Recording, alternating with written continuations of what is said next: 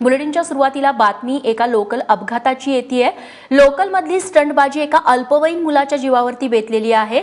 10 जूनला गणेश इंगोले नावाचा हा 18 वर्षांचा मुलगा ट्रेनमधून पडून मृत्युमुखी पडलेला आहे। अक्षय भाटकर आमचे प्रतिनिधी आपल्याला अधिक माहिती देतील। अक्षय, पुन्हा एकदा तरुणांचा उतावीळपणा त्यांच्यावरती जीवावर बेतल्याचं समजतंय, काय तपशील? हा जो तरुण आहे इंगोले नावाचा, त्याला गेल्या वर्षी असं स्टंट करताना पकडलं देखील होतं। त्याला त्यावेळी त्याच्यावर काउन्सिलिंग केली होती। पोलिसांनी त्याला सांगितलं होतं, समजावलं होतं की अशा प्रकारे स्टंट करू नको आणि सोडून दिलं होतं। आता मात्र जी बातमी आहे त्याच्यामध्ये पुन्हा त्याच मुलाने तसा स्टंट करण्याचा प्रयत्न केला आणि त्याच्यामध्ये त्याचा मृत्यू झालेला आहे।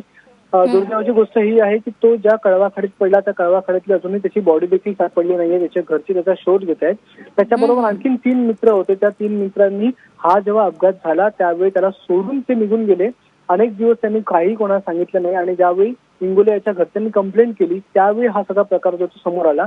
त्या तिघांना घेऊन, त्या 3 मित्रांना घेऊन आता पोलीस चौकशी करतायत। त्याचबरोबर त्या ठिकाणी जाऊन बॉडी शोधण्याचा प्रयत्न करतायत।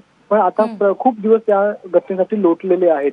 एकूणच सध्या काउन्सिलिंग करून देखील किंवा अनेक वेळा समज देऊन देखील जी तरुण वर्ग आहे तो अजूनही ऐकत नाहीये, अशा प्रकारे स्टंट करण्याचा प्रयत्न करतोय। त्याच्यामुळे हे खूप मोठं आव्हान आहे पोलिसांसमोर, लोहमार्ग पोलिसांसमोर आणि रेल्वे प्रशासनासमोर की अशा लोकांना कसं रोखायचं आणि जर असं रोखता आलं तरच असे जे अपघात आहेत हे टाळता येतील।